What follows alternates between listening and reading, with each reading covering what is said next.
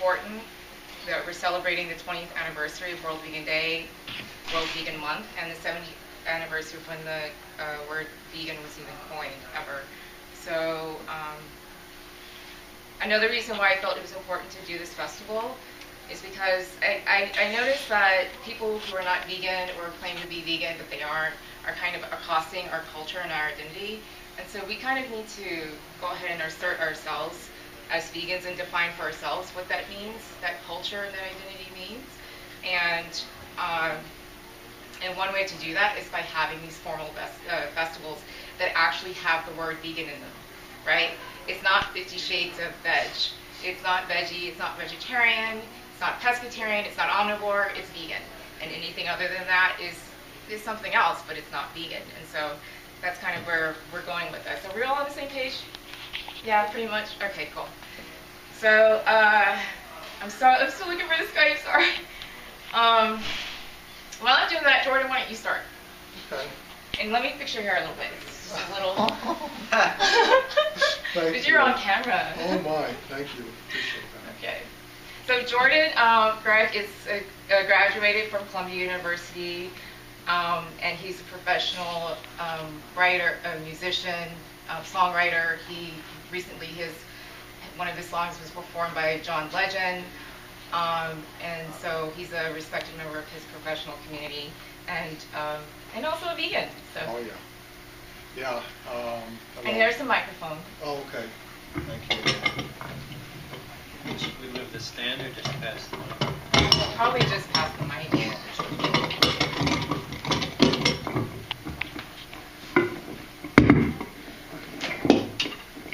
Thank you. So yeah, I've been vegan for about 5 years, and it took me about 10 years to get to that point.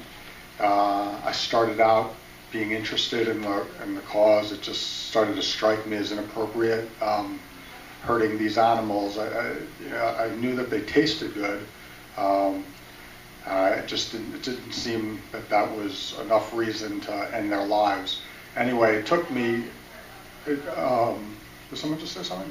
No, that's about. Oh, okay. So yeah, over a 10-year period, I kind of whittled down. I broke off my habits of first eating cows, then chickens, then I was only eating fish, then I was a vegetarian, and then I went to a banquet, a Tavern on the Green that was being put on by Farm Sanctuary. It was a banquet for them, and I walked in the door vegetarian and heard about the realities of how chickens are treated and how cows are treated in the dairy world. Though I could be preaching to the choir right now, excuse me. There are people who are not vegan. Okay, so yeah, I found out that there was no humane way to be utilizing really any animal products, not to mention the devastation to the earth. So yeah, I think of myself as a vegan. I'm also a secular Jewish person. I'm also quite interested in Buddhism. I just wrote down a few things here that I was going to mention.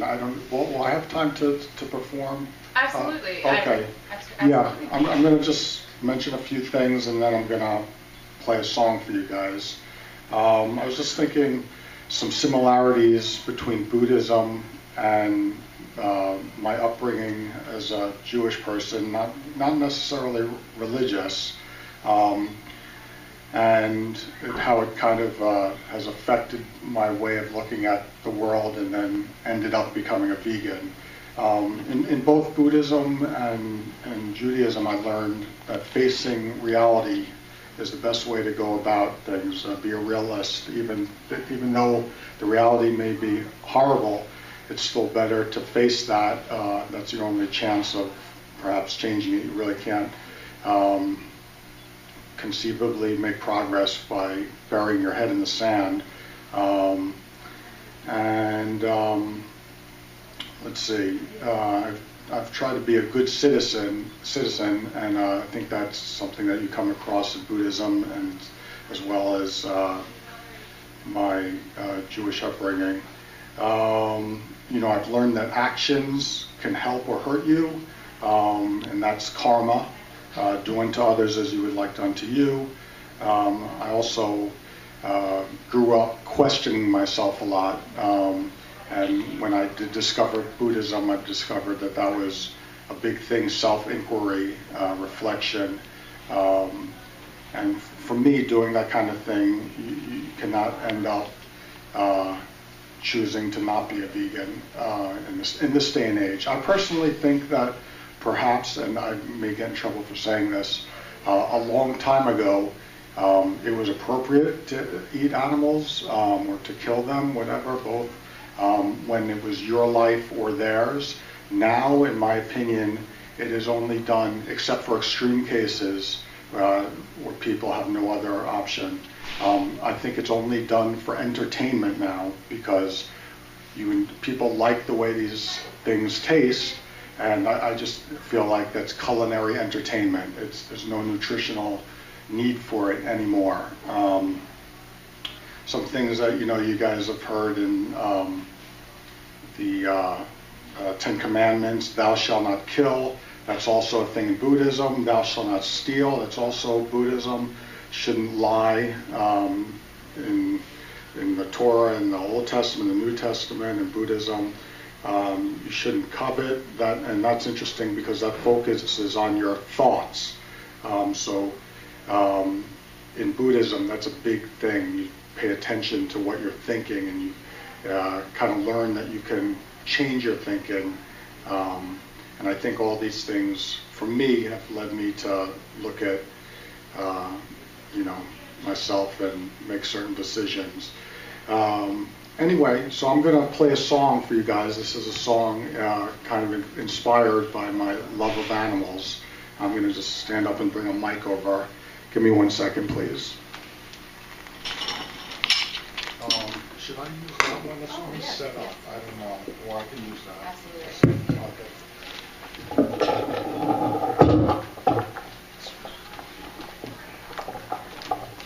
Thank you for your patience.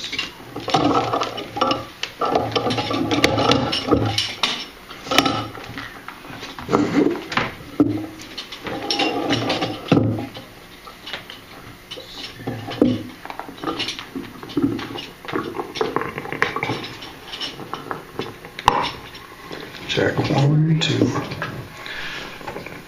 Don't worry. So, okay, this song is called "The Truth About Roosters."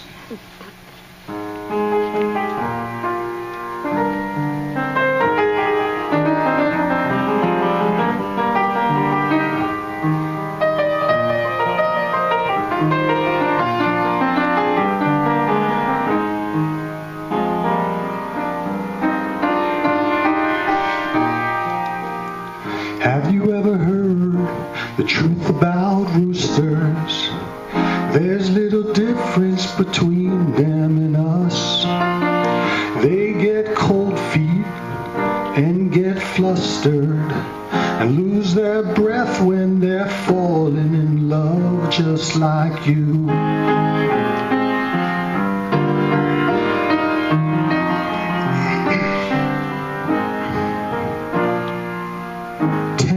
Peckings, loving glances, all telltale signs of roosters in love, each in their own separate cages, waving from the same side of opposite ways once again.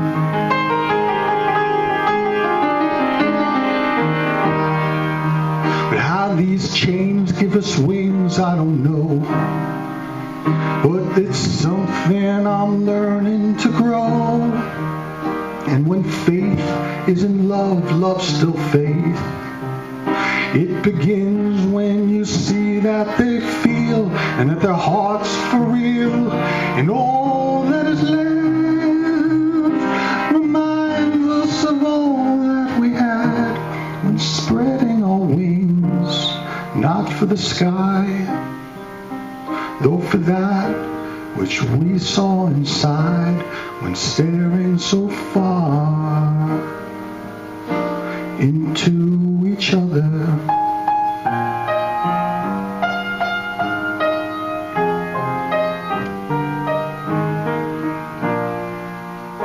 something grows, something's forgotten, and leaves outsiders wanting to know. What's all the cackling and all the laughing about roosters and people in love? I can't say.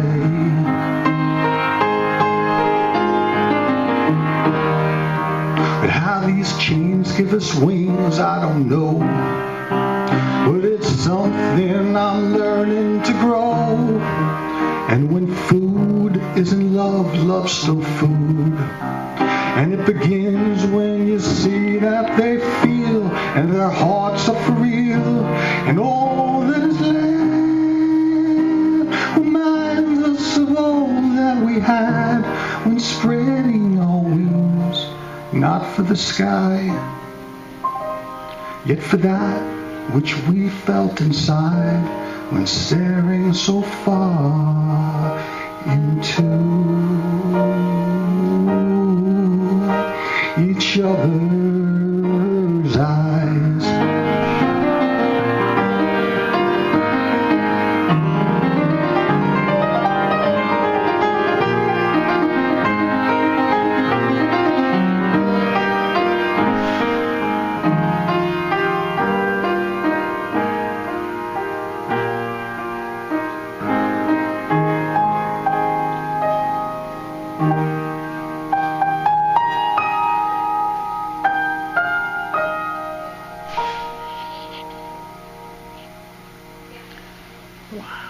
Thank you. Thanks for listening. I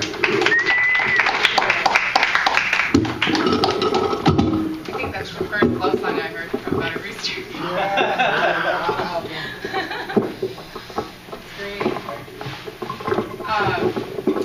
Bruce, why don't you tell us a little bit about your background?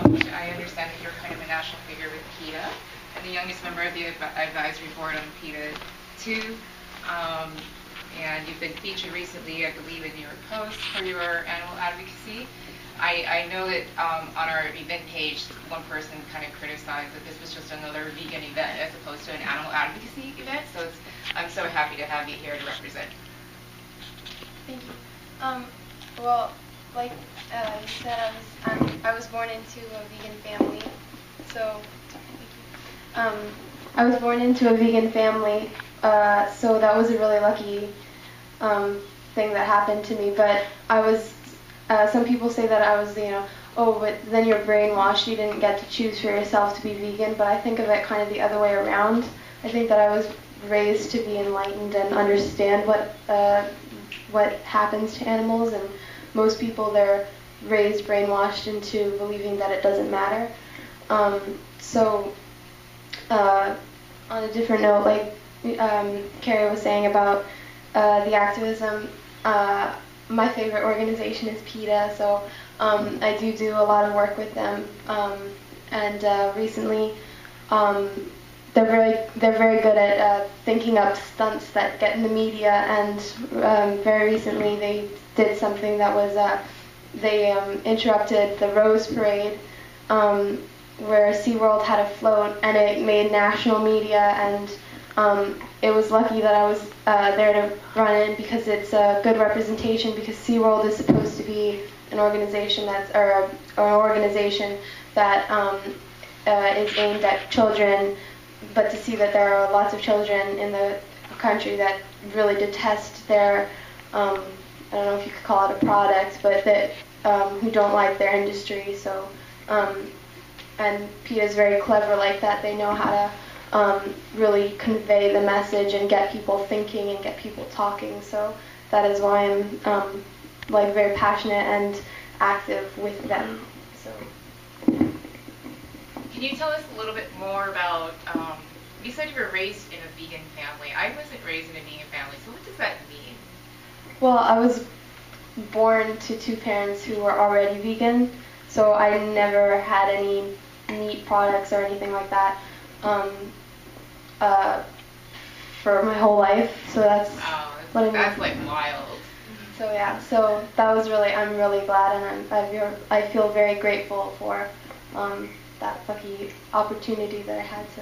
Did Did you have pets growing up? I mean, you're still growing up, but do you have pets? Do you have pets and things like that? Well, we had a dog named Daisy, and she had come to our doorstep when we used to live in Astoria, and she was an abused backyard dog, and she had jumped the fence. So my parents, she came to them a year before I was born, and they fell in love with her, and they didn't want to let her go to the. They didn't want to let her go. They fell in love with her right away. She was just the most adorable dog you've ever seen. She was just so loving and so affectionate, but she wasn't interested in toys. She just wanted to sit at your feet and like have you pet her, and that was good enough for her. She was happy with that. How about your friends at school? Because you've been vegan since kindergarten, how did they respond to that? Well, it's for me, I'm very glad to see that now when I say that I'm vegan to when I go to a new class or I meet new kids, they know what that means, and sometimes they'll even say like, oh, I have an aunt who's vegan, or my older sister who's in high school, she's vegan, and that's like really nice for me because I know that even, and I'm not that old, but even when I was in like younger grades, when I would say I was vegan, kids didn't know what I was talking about. And they're like, what's that? And so it's really, I feel very pleased to know that the movement has come so far that before when you'd introduce, just a few years ago, you'd introduce yourself as a vegan and people had no idea what you were talking about. Now, when you introduce yourself as a vegan, they know someone else who's a vegan, or they know multiple people who are vegan, so that's really reassuring and just awesome. a nice thing. Great, thank you. Okay, so Derek, I'm going to ask you to help me a little bit because I don't know how to pronounce. Siri will tell you. Abe, this is Carrie. I'm trying to Skype you in, and we're here on the panel live in New York City. So just like text me, let me know what's up, or text Kevin. I can check and see if you have. Yeah, thanks. I'm so sorry we're running late. Okay, thanks, buddy. Oh, he's calling now. Okay, sweet. Okay, Derek, let's just do this really quick. I'm sorry, because we're Skyping in Abhay Rangan from India, and I think he's calling me. I'm not sure. We've done this before. Does anyone know how to do Skype? Sorry, God, I feel like a dinosaur now. Thanks. This is recording a voice message. I don't know if you're recording one for him or. I have no idea. Oh yeah. Let's Did try you to. just finish? I thought so. Yeah. Okay. You need to hit the red button. It'll hang up the call for you. Okay. Try Can and you call say? again. If anyone needs water. Okay, thank you.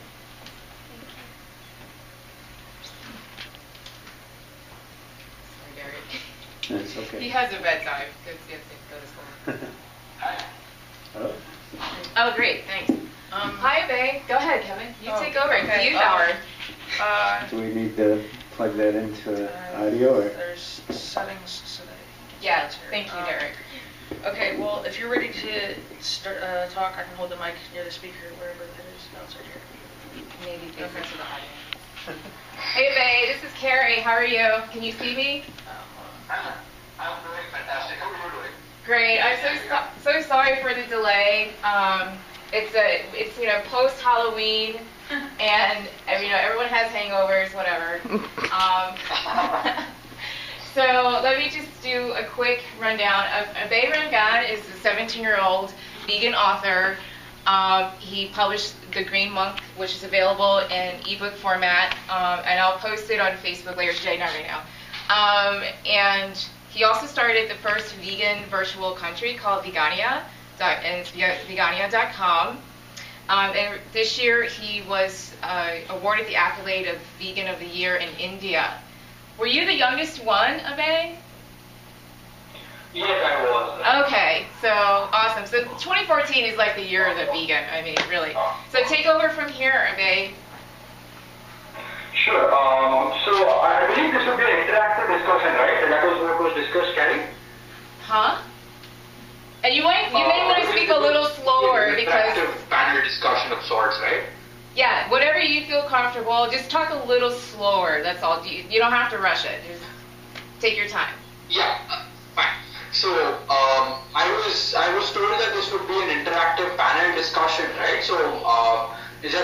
me, or am I supposed to talk for some time as regards? Go ahead, you talk. You talk. Go ahead and Well, I just want to know if this would be interactive of sorts, or I would just be speaking to the audience. right now you're speaking to the audience.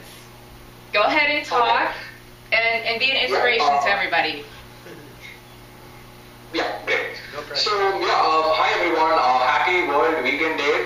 We had a march today here in Bangalore in India, and we had about 20 people marching for veganism. We got a lot of media attention and stuff.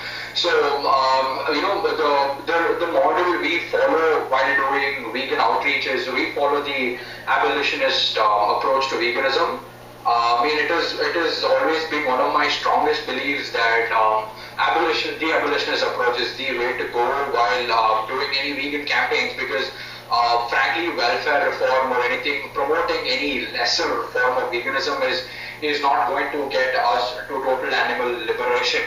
And I like to quote this that there is no right way to do the wrong thing. And which is why I so firmly believe that we should promote absolute veganism in any of the campaigns we do. Interestingly, we had a discussion on movement building. I had it with my team back here, and we discussed a lot on how we were supposed to get from where we are right now to complete animal liberation, and how we were going to go about it. Looking at how Gandhi and Martin Luther King did it, I believe that we can get from where we are right now, which is, I think we are at war. There's a genocide and a Holocaust going on right now against the animals, and the ones who can do something about it are not doing enough. I believe that it is necessary that all of us go from being pacifists to activists. I think it is time that we stop posting recipe blogs and we go out on the streets and make veganism just all the vegans on the streets promoting veganism. That's the way to go forward for achieving total animal liberation. I also believe that at some point of time we should do what, say, Gandhi and Martin Luther King did: civil disobedience, civil resistance, non-violent civil disobedience and civil resistance would be ideal to get us from where we are. I think, as in accordance to what Gandhi said, first they ignore you, then they mock you, then they fight you, and then you win. So I believe right now that we are in stage 2, that they are mocking us, and it's time that we went from that to the point where they fight us, and then to the final point where we win. Those are very. Okay, we're breaking. It's probably the satellite. So we'll just be patient. That's like incredible. That's really what he's saying. Like the whole process of vegan, of the vegan mindset, the vegan paradigm shift, going through what Gandhi experienced, those stages that he just mentioned. Are you there, Bay? Yeah, his face is frozen. Can you see what it says there? Yeah. Okay, so yeah, we're connected, but there's no bar. Oh, yeah. Oh, the video just cut out, but it calls. Yeah. Oh, there's no internet connection. Okay. In and out. I have Verizon. I thought it was like the Mercedes-Benz of internet. At least he finished his. Yes. Yeah. If you want to hold on to this, it'll Sure. show up on the screen when it's calling, and just hit the green button. Okay. It looks like a phone. I guess you might as well just. You wait are for now the phone. connected on Skype. Yeah, I guess you lost internet connection for a second, and then that dropped. Oh, okay. All right. So we'll wait till he Skype's back, but I want you to hold on to it because Okay. Yeah, you're like the host. Thanks. For the Skype. So we'll wait for him to Skype back in or whatever if he figures it out. Derek, could you? I know that you're a yoga guru. I'm not sure about the guru part. Okay. And then if you could just maybe share with us your spiritual path and background and how you became vegan, that would be great. I became vegan in 1996. My my story about veganism, I believe, I didn't know it at the time, but it begins in Kansas. When I was a child, my mother's side of the family was from Kansas, and my grandfather was a dairy farmer. And we lived in Syracuse, New York, but got to go visit them every once in a while. And on one visit, they had cows being milked, and then in another barn they had a row of stalls that had the baby cows. And so I went in there, and at that age I was old enough to help feed them from these giant baby bottles. I think they're about a half gallon maybe, and filled with formula, because of course the humans are drinking the cow's milk. But that wasn't what I was thinking about at that age.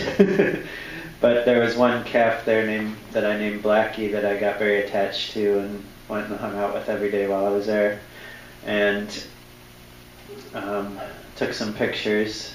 I'm also a photographer and known for my photography of farm animals, which kind of ties into this story, I guess. So I took pictures of Blackie, and then I don't know how many years later, it was probably a year or two later, I was looking through my photos. I had a little album I had made, and I saw the pictures of Blackie, and I asked my mother, "How's Blackie? Are we going to go visit him again?"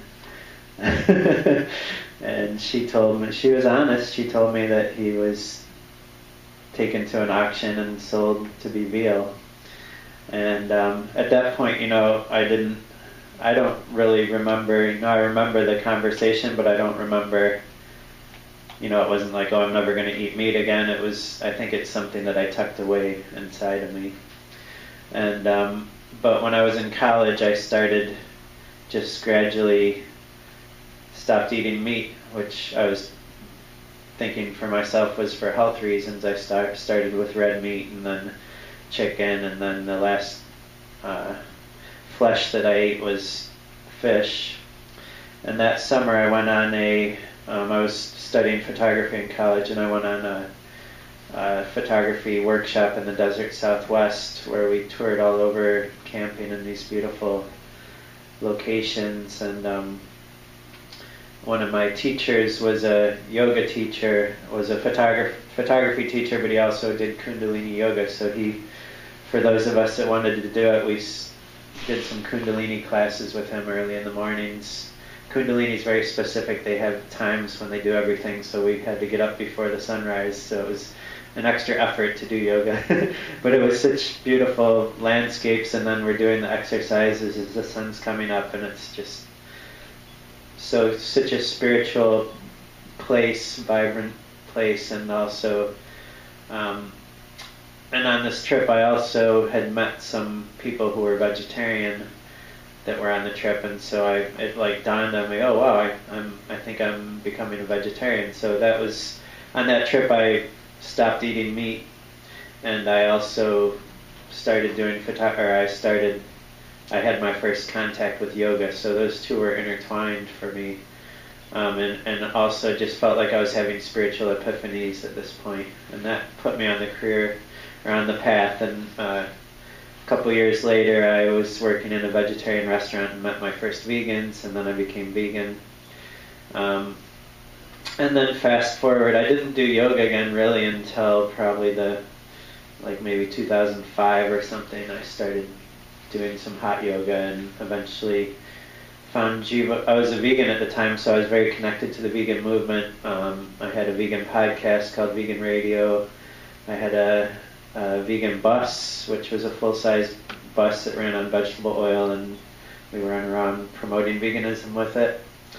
And I started getting into yoga, and so I'd heard of Jiva Mukti Yoga, which is in Union Square, and kind of a globally practiced style that they were promoting the vegan part of the teachings, and so that attracted me, and I eventually started taking Jiva Mukti classes, and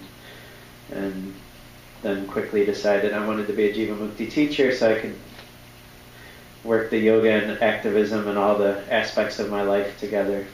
So here in the local Baha'i community, we have a yoga practitioner, and he incorporates actually some of the Baha'i teachings in his yoga movements. how do you incorporate kind of the vegan, philosophy into your yoga? Well, vegan, I mean, it's not hard because the teachings of yoga, the Yoga Sutras, which are kind of the main teachings of yoga, the main, I guess you could call scriptures. There's an eightfold path to yoga, and the very first thing is called the yamas, which is the way that you interact with others in the world. And the first yama is ahimsa, which means nonviolence in Sanskrit. It's similar to Buddhism.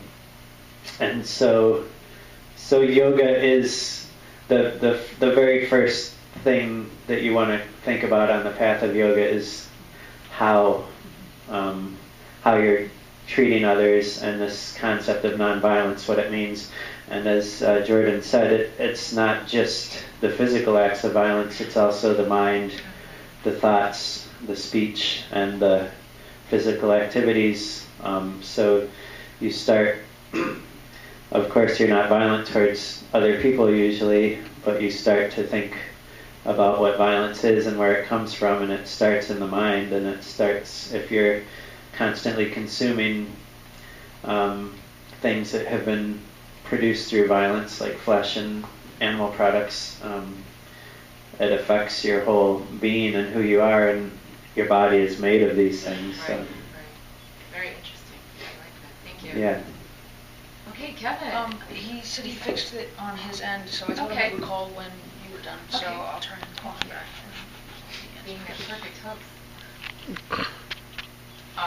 Yeah, I like this point. Okay. So yeah, if you want to just pick up where you left off, then we can just go from there. Okay, yeah. So yeah, I was quoting Gandhi, right? First they mock you, first they ignore you, then they mock you, then they fight you, and then you win. So yeah, I believe these are the steps that our movement is facing. That we are in the second stage right now, and we have these 2 more steps to go. And I feel that we have to reach out to a lot more communities, get them involved.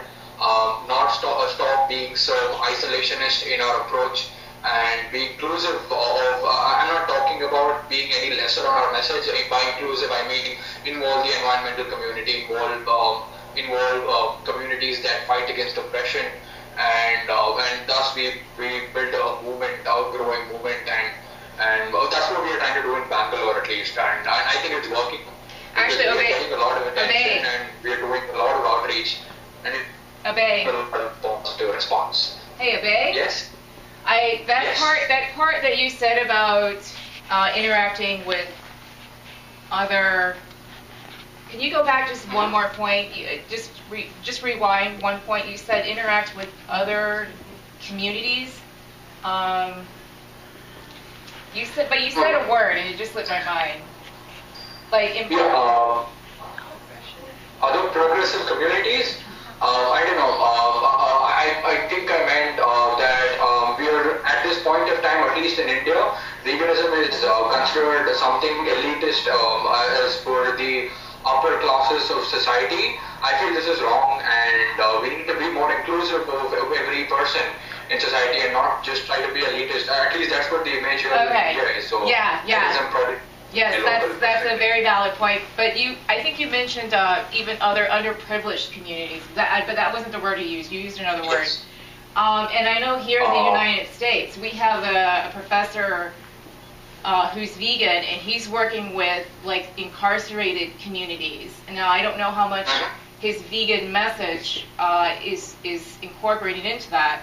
But just now, we have people here of different spiritual backgrounds, Buddhism and yoga practice, and we were just Derek brought up a salient point about how it all starts, and Jordan too, how it all starts with the mind in terms of thinking violence, consuming violence, and then how it manifests itself through how we eat, and the fact that we are blatantly disregarding how other sentient beings are being treated, and that we basically, as a society, endorsed the Holocaust of animals, which is completely unacceptable, especially for me as a Baha'i, being a spiritual being.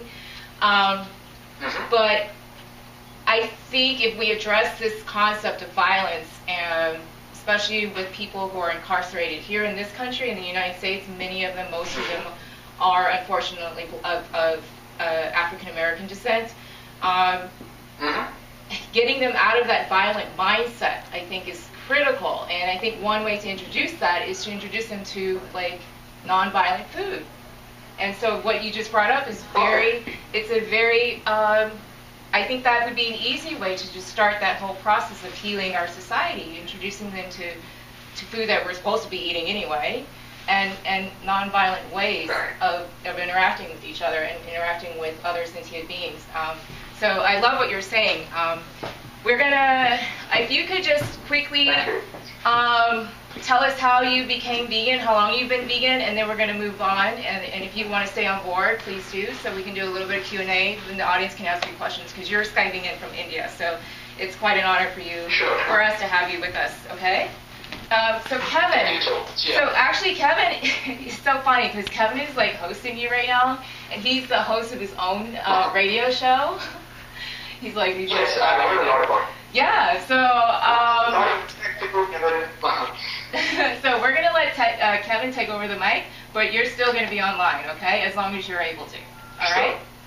Sure. With regards to your first question, wait. Oh yes, that's right. I forgot. Go ahead. Yeah. He's so smart. So yeah, I went vegan about 3.5 years back for ethical reasons. My parents went vegan first, and they influenced me and my sister to go vegan, and started activism about a year back. And it was actually, I wrote the book a long time before I started any on-ground activism, but then yeah, that was part of my evolution, I guess, from being a pacifist to being an activist. And yeah, that's about, that's it. Okay, thank you. Okay, yeah, if you want to hold on to that, you can just keep it on there, and as long as it doesn't disconnect, the call will stay going.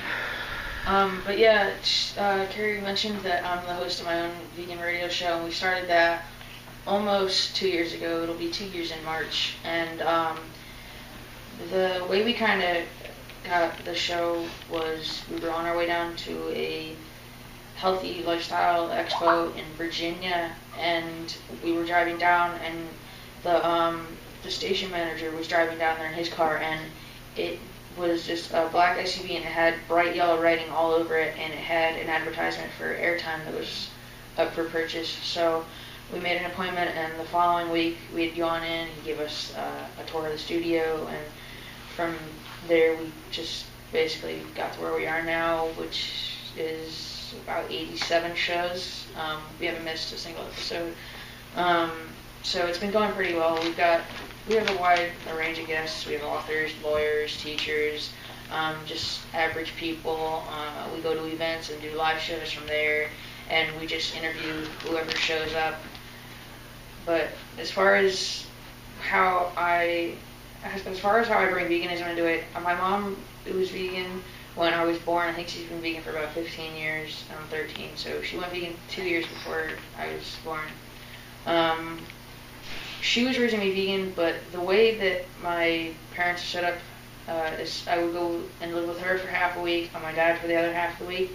And my dad wasn't vegan, so I would use animal products. I was given animal products there, and it was a little difficult. And I was sick a lot more than I am now because of the constant switch between my diet, and it would take a little bit for my body to get used to it each week. And then as soon as I got used to it, then I'd go and I'd have to switch back.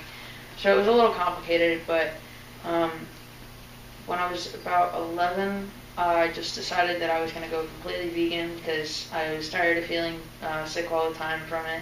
And I haven't really gotten sick much more lately because I've stopped using dairy and stopped eating meat, and I felt a lot healthier. And now that I am vegan, I've had the show, we go to a lot more events, we do more protests and all that, and it's a really cool sort of community of what veganism's turned into.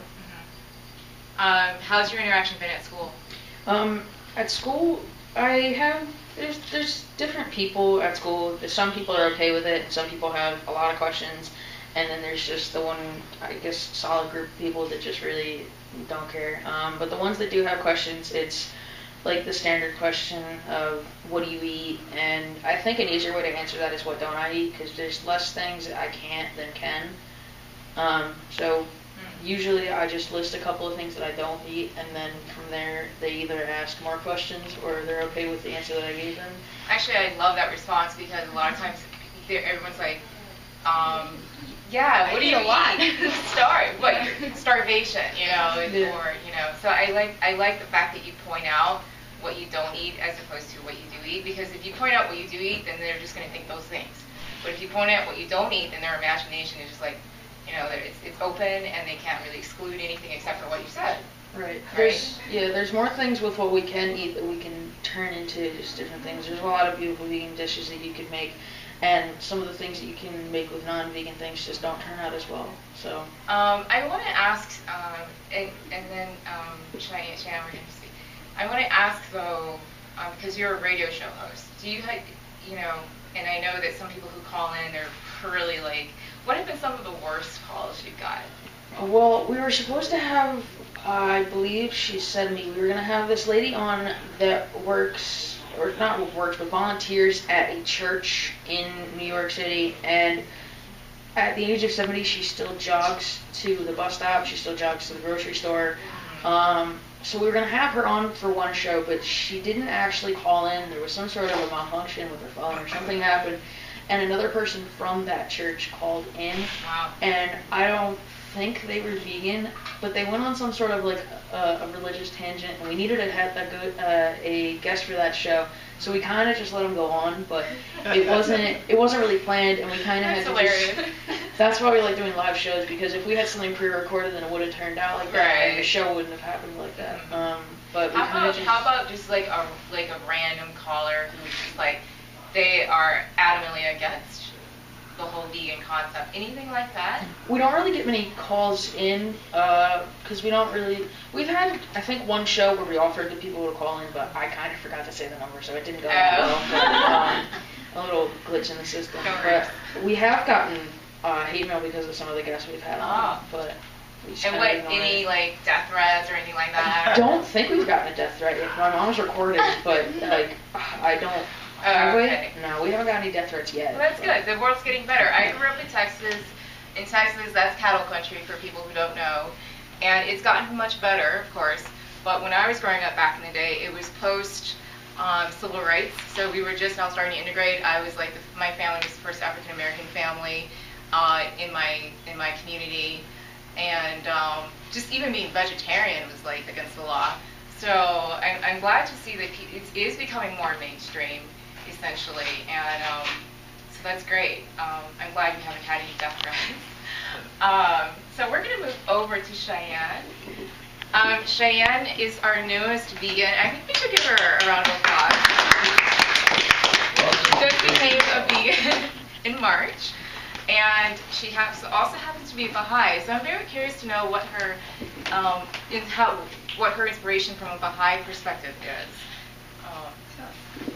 Yeah, I'm Cheyenne. I have some writings that I'd like to share about how veganism is going to be like really important in the future. And what grade are you in? I'm in 9th grade. Cheyenne's in 9th grade. Awesome. So you're a fish. So yeah, I became a vegan in March. I think it was partly after I saw Food Inc. I know a lot of people have seen that, but it really it got to me, and also I had never really met anyone that was like a vegan, so I wanted to kind of start that in my community so people would know like the cause and understand how important it was to like treat animals correctly, and I also think it's just so much better for your health and just the environment in general. So, I think it's also better for models because then you keep clean, clear skin. That did help. Cheyenne's going to be in the fashion show this afternoon. Okay, so this is a quote from Abdul Baha, who is like the son of Baha'u'llah, who is a really important figure in the Baha'i faith. So, as humanity progresses, meat will be used less and less. For the teeth of man are not carnivorous. For example, the lion is endowed with carnivorous teeth which are intended for meat, and if meat not be found, the lion starves. The lion cannot graze, its teeth are of different shape. The formation of a lion's stomach is such that it cannot receive nourishment save through meat. The eagle has a crooked beak, the lower part shorter than the upper. Were it tried to pick up grain, it would find it impossible. Were it to try to graze, it would fail. Therefore, it is compelled to partake of meat. But the domestic animals, the cow, horse, donkey, sheep, etc., have herbivorous teeth formed to cut grass, which is their fodder. The incisors are for fruits, etc. It is therefore quite apparent, according to the implements for eating, man's food is intended to be grain and not meat. When mankind is more fully developed, the eating of meat will gradually cease. So I think that was really powerful because it just shows us how we will evolve to take food that is grown naturally and not have to kill other living things. So now that, so you're a relatively new vegan. I know I had a friend who tried vegan and she was like, it didn't help, you know. So I think essentially it really does start with the mind for it to stick for people. So that happened for you. But physically, what have been the challenges for you, if any, in becoming vegan and you know, because I mean, you know, you're a recent vegan, so have you felt changes in your body, blah, blah? Well, yeah, right, I went cold turkey, so when I first started, I don't know why, but I did, my first week, I decided to do raw vegan to see, like, how much my body would change and if I would feel any different, if I would still get, like, colds often and stuff, and my body did start to change a lot. I mean, I lost a little muscle, but something that I found was really interesting is that, like, I had a lot more energy. Like, after I ate, I wouldn't be weighed down by the food that I ate. Like, usually after I eat, I like to take a nap. And I didn't feel that as much. Like, it was just a constant flow of energy. And I just felt better overall. I could think more clearly. It was great, yeah. Okay, cool. So we're going to open it up now to the audience for Q&A. There is a microphone here. We do have someone recording, so if you have a question, it would be great if you came up to the mic to ask questions so that we can hear you on camera.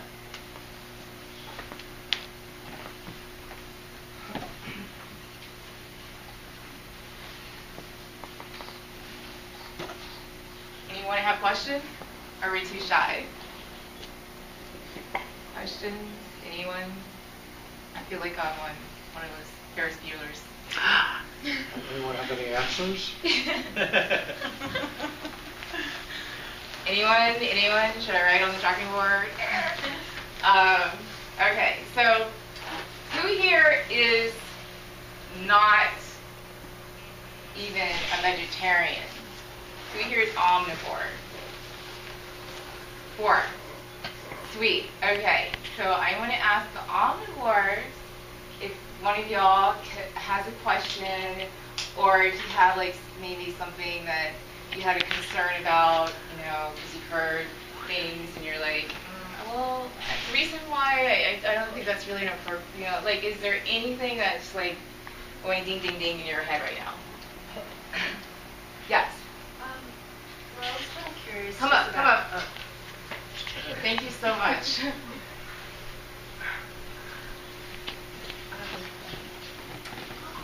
Hi. So I just have a question about, I mean, I've cut out meat for about 10 years now, but I still eat fish occasionally, but, you know, I want to cut that out. But one of the questions I have is that, you know, I've been doing some research online and just talking to some people. Can you just talk about veganism and hair loss? If you think there's a correlation. I mean, it might not be veganism necessarily, because obviously, you know, you guys have a lot of hair, but maybe it's the wheat, because they tend to eat more wheat. So do you find that there's a correlation? Will you be here for Victoria Moran's talk? I'm not. I'm actually just, I have to head out first. Okay. Okay, yeah, I was actually thinking maybe Derek could address that, but... Well, I'm 47 years old, male, and most of my contemporaries have lost their hair. No. I've heard, it's been a while since I've heard anyone talk about this. I would assume that, everyone's body is very different, so we all have different nutritional needs slightly, The studies that are done that we can look at are taken on an average of however many people are in the study. So there's probably some nutrients that would cause hair loss if you're not getting them in your diet. So I think the important thing when shifting your diet towards vegetarianism is to, experiment with different foods, and if you're feeling, and by vegetarian I mean veganism. Yeah, I'm sorry.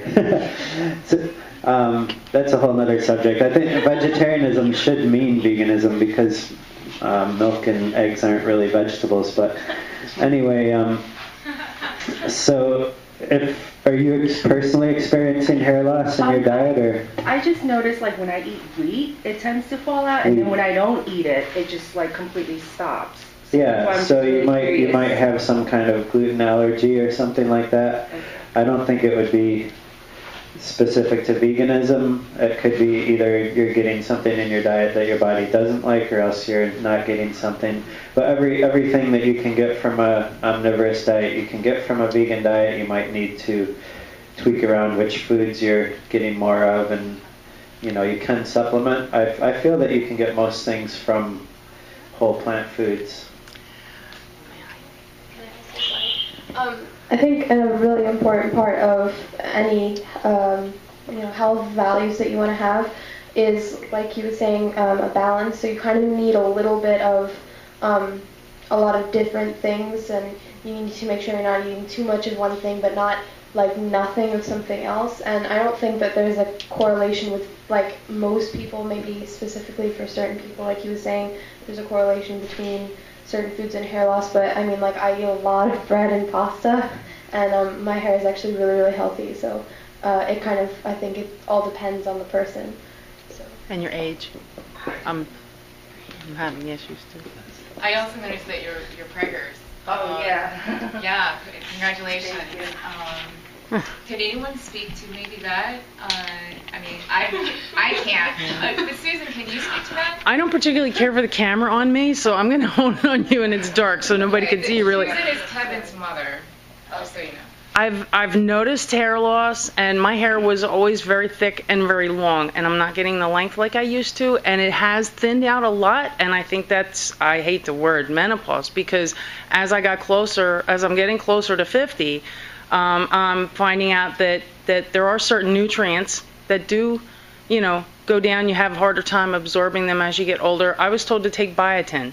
So I started taking biotin, not long enough to actually see any change just yet, but I'm not big on wheat products. And I've been vegan a really long time, and I never had a problem with it until just a few years ago.